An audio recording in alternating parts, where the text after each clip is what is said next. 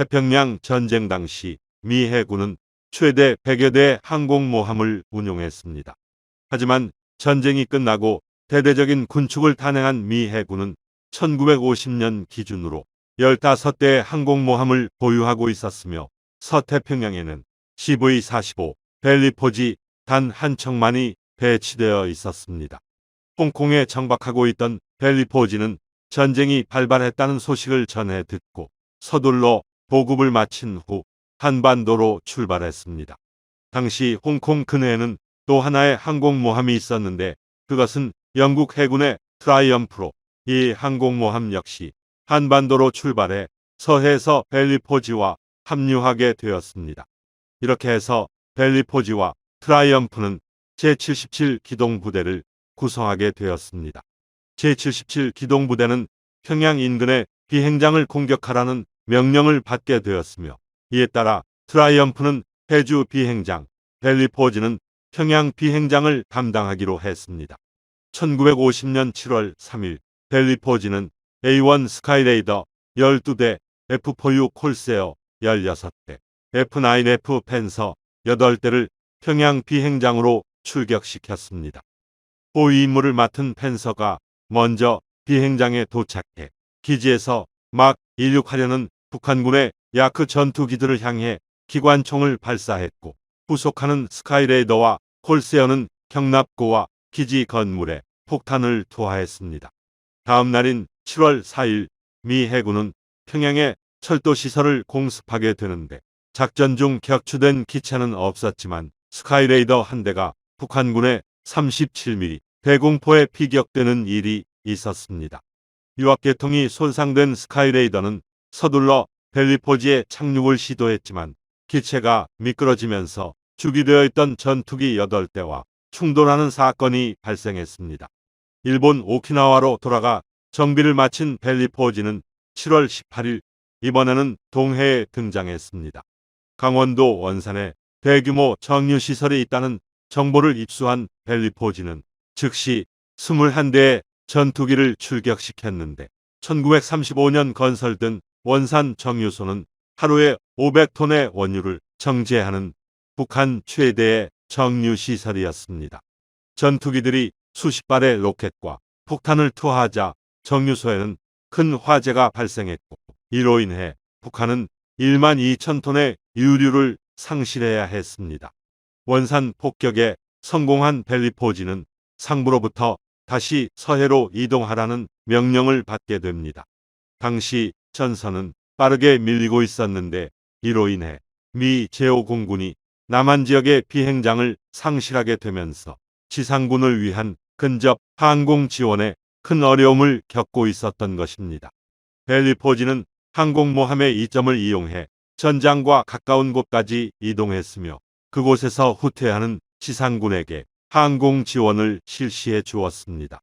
전쟁 초기 미 공군은 한반도에 F-51 무스탕을 투입했는데 여기에 장착된 12.7mm 기관총은 북한군의 T-34 전차를 상대하는 데 어려움이 있었습니다.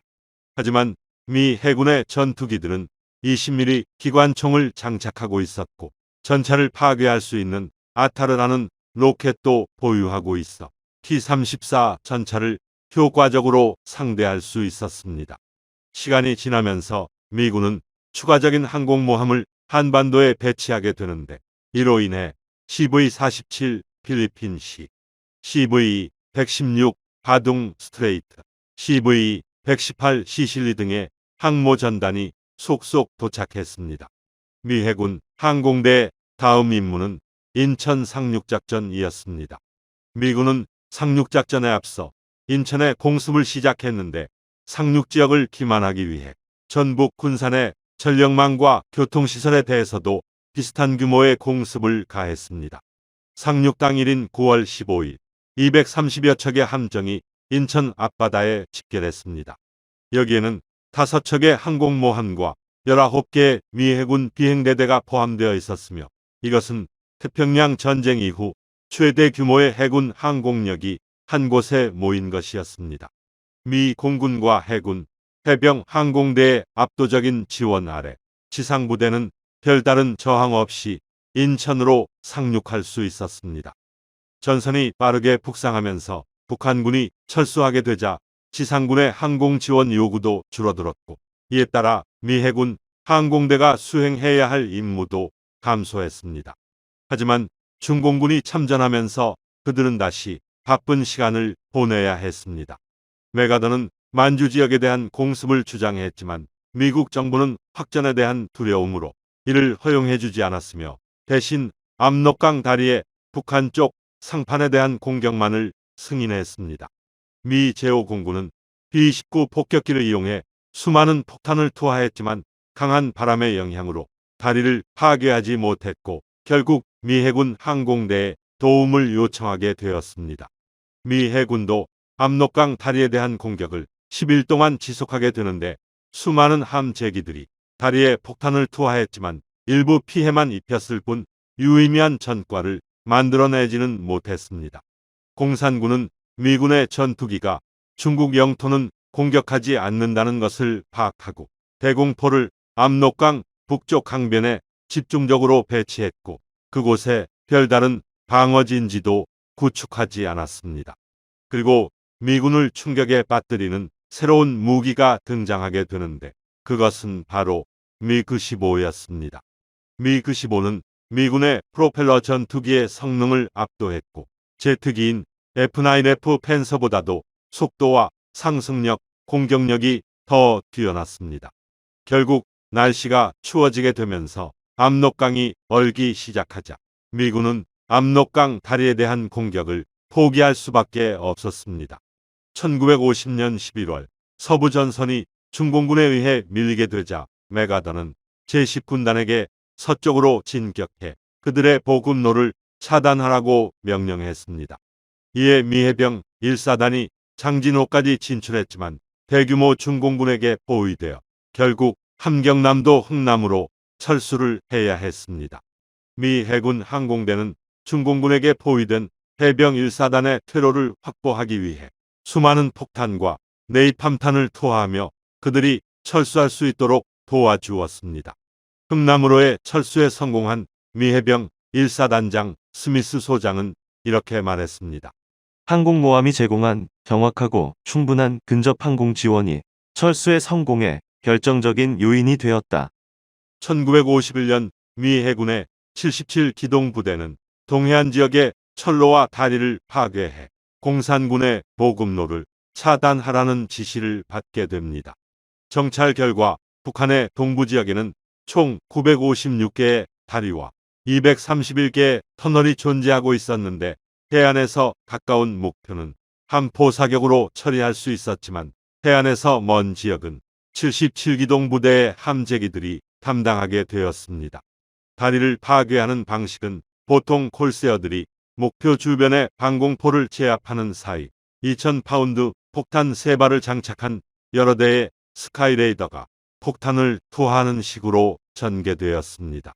하지만 북한군은 주민들을 동원해 무너진 다리를 즉시 복구했으며, 이러한 이유로 미 해군은 같은 다리를 여러 번 반복해서 폭격해야 했습니다. 미군은 단에 일정 시간이 지나야 터지는 지연신관을 달아 북한 주민들의 다리 복구를 방해하려 했는데, 인명을 중시하지 않는 북한군은 이를 무시하고 다리 복구를 강행했습니다. 터널을 파괴하는 것도 쉽지 않았습니다. 미 해군은 이를 위해 특별한 전술을 개발했는데, 그것은 스카이레이더가 2000파운드 폭탄을 달고 철기를 따라 저고도로 비행하다 터널 입구가 가까워지면 철길 사이에 폭탄을 투하하는 것입니다. 투하된 폭탄은 철기를 타고 미끄러져 터널 속으로 들어가고 지연신관에 의해 잠시 후 폭파되는 방식이었습니다. 전투기는 폭탄을 투하하고 최대한 급상승해 산을 피해야 했기 때문에 엔진의 성능이 강한 스카이레이더만이 이 전술을 수행할 수 있었습니다. 1951년 4월 미군은 화천댐을 파괴하기로 결정했습니다. 중공군은 자신들이 남진할 때는 화천댐의 수문을 조절해 수위를 낮추고, 유엔군이 북진하면 반대로 수위를 높여 그들의 진격을 방해했기 때문입니다. 미 공군의 B-29가 수많은 폭탄을 투하했지만 화천댐은 견고한 철근 콘크리트 구조로 이루어져 있어 쉽게 파괴되지 않았으며 이에 미 8군은 해군에게 도움을 요청했습니다. 미 해군은 탄약고에 남아있는 마크 13 어뢰를 사용하기로 했는데 전함의 장갑을 관통할 수 있는 어뢰의 위력이라면 댐의 수문도 파괴할 수 있을 것이라 생각했던 것입니다. 하지만 문제는 어뢰를 발사해본 조종사가 거의 없다는 것이었습니다. 태평양 전쟁에서는 어뢰를 발사하는 뇌격기보다 급강하 폭격기가 더 자주 사용되었기 때문에 당시 어뢰를 사용해본 조종사는 195비행대대의 대대장인 칼슨 소령, 비행단장, 리처드 중령을 포함해 4명이 전부였습니다. 그들은 총 8대의 스카이레이더에 어뢰를 장착하고 출격했으며 콜세어들은 주변 방공포를 타격해 주었습니다. 어뢰는 적당한 고도에서 투하하는 것이 가장 중요했는데 8발의 어뢰 중 5발이 명중해 수문을 완전히 파괴했습니다. 화천댐 공습은 6.25 전쟁에서 유일한 어뢰 공격이었으며 미군 항공기가 실전에서 마지막으로 어뢰를 사용한 사건이기도 했습니다. 현재 F-18 슈퍼 호넷을 운용하고 있는 미 해군의 195 비행대대는 이날을 기념해 아직도 댐 버스터라는 부대 명칭을 사용하고 있습니다. 1951년 8월 미 공군은 북한의 항구 도시인 나진을 폭격하기로 했습니다. 그동안 미군은 나진항이 소련과 가깝다는 이유로 공격을 자제하고 있었는데 그 사이 북한은 이곳을 보급기지로 활용하며 시설을 확장했던 것입니다. 미 공군은 B-29를 동원하려 했지만 문제는 소련군의 미그-15를 상대할 보위기였습니다. 김포 비행장에서 이륙한 미 공군의 보위기들이 나진까지 오기에는 거리가 너무 멀었기 때문에 미 8군은 제77 기동부대에 도움을 요청했습니다. 35대의 B-29가 나진으로 출격하자 77기동부대는 11대의 펜서와 12대의 벤쉬 전투기를 보위기로 보내주었으며 결국 B-29는 나진항을 성공적으로 폭격할 수 있었습니다.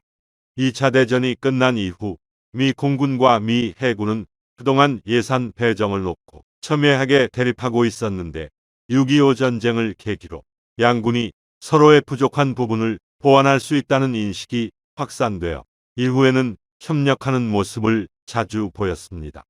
제77 기동부대는 보통 4척의 항공모함으로 구성되었으며 한 척이 일본에서 정비를 하는 사이 나머지 3척은 원산에서 100캐리 떨어진 지점에서 주로 작전을 했는데 이곳은 포인트 오버에라 불렸습니다. 77기동부대에 근무하는 수병들에게 한국은 이상한 곳으로 여겨졌습니다. 태평양 전쟁에서는 함정으로 돌진하는 어뢰나 급강하 폭격기를 일상적으로 상대해야 했는데 이곳에는 자신들을 공격하는 어떠한 세력도 해상에 존재하지 않았던 것입니다. 그들은 자신들이 정해진 시간 동안 정해진 일을 하는 공장 노동자처럼 느껴졌습니다. 하지만 조종사들의 생활은 달랐습니다. 그들은 북한군의 보급로를 차단하는 임무가 과연 전쟁의 승리에 도움이 되는지 의심했고 대공포에 의해 동료들의 희생이 발생하면 사기가 심하게 저하되기도 했습니다. 또한 그들은 고국에서 2차 대전 참전자들에 비해 차별적인 대우를 받는 것에 대해서도 상당히 실망했다고 합니다. 지휘관들은 조종사들의 사기 유지가 가장 어려운 문제였다고 회고했습니다. 1952년 6월 휴전 협상이 지지부진해지자 유엔군은 공산군을 협상 테이블로 끌어들이기 위해 북한의 수풍발전소를 폭격하기로 결정했습니다. 수풍발전소는 70만 킬로와트의 전력을 생산하는 세계에서 4번째로 큰 댐이었고 북한뿐만 아니라 만주 지역에도 전력을 공급하는 그들의 전략적 요충지였습니다. 이 작전에는 미 공군과 해군, 해병대까지 모두 동원되었는데 77기동부대는 35대의 스카이레이더에 1,000파운드와 2,000파운드 폭탄을 가득 장착했습니다. 수풍발전소 상공에 도착한 스카이레이더는 단 3분 만에 85톤의 폭탄을 투하했고 뒤이어 79대의 F-84 썬더제트와 45대의 F-80 슈팅스타가 145톤의 폭탄을 연이어 투하했습니다. 이 폭격으로 북한의 전력 생산 능력은 10% 이하로 감소하였고 북한과 만주 지역의 공장들은 가동을 중단해야 했습니다. 7월에는 평양 공습도 계획되었습니다. 유엔군은 평양의 지휘소와 철도시설, 공장 등 40여 개의 목표를 설정했고 그중 77기동 부대는 평양 동남부 지역을 담당하게 되었습니다. 총 91대의 항공기를 출격시킨 미 해군은 북한군의 격렬한 대공 사격에도 불구하고 대부분의 목표를 파괴하는 성과를 올릴 수 있었습니다. 1953년 7월 휴전 협상이 거의 마무리된 시점에서 중공군은 마지막 대공세를 실시했습니다. 이제는 마지막이라는 생각에 그들은 전 전선에서 공격을 개시했으며 보급 차량들은 주간임에도 불구하고 대량의 물자를 전방으로 실어 날랐습니다.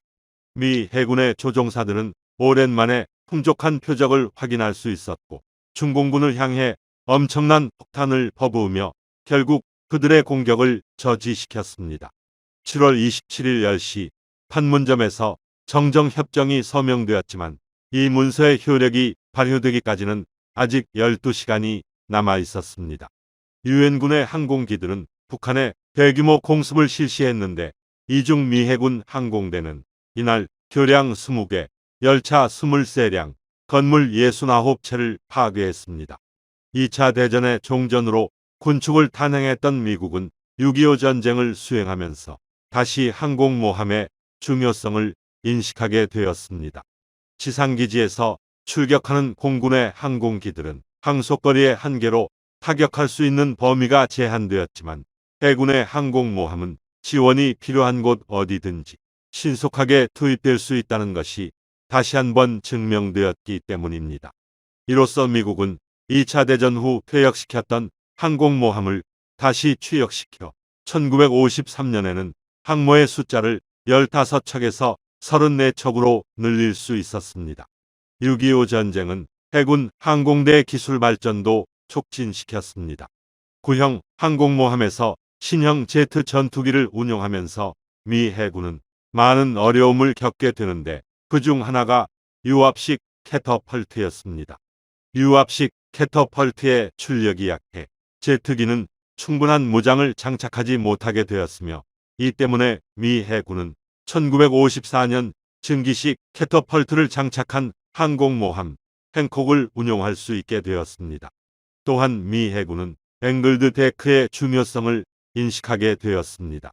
그동안 함재기가 착함에 실패하면 갑판에 주기되어 있던 기체들과 충돌하는 사고가 발생하곤 했는데 앵글드 데크가 설치되면 그러한 사고를 방지할 수 있기 때문입니다. 1952년 재취역한 항공모함인 CVA-36 앤티터맨은 최초로 앵글드 데크가 설치되어 현대 항공모함의 원형이 되었습니다.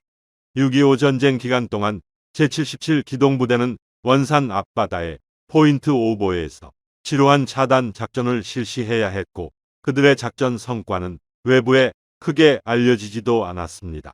하지만 그들은 언제나 우리의 동해바다에 있었고 지상군의 요청에 신속하게 대응했으며 미 해군의 항공모함 발전에 큰 역할을 하기도 했습니다. 그들의 노고에 감사의 말을 전합니다. 이상으로 마치겠습니다.